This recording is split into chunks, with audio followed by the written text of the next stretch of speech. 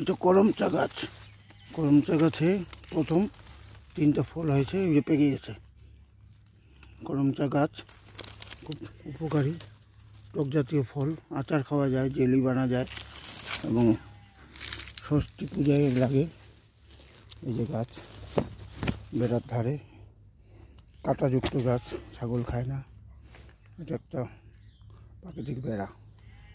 3টা মাত্র ফল হয়েছিল। এটাকে এইবার যত্ন করতে হবে, নিচেরটা বেঁধে দিতে হবে, প্রুনিং করতে হবে। জঙ্গলে আছে করমচা গাছ, আবার অনেক কাটা আছে। এই যে 3টা ফল,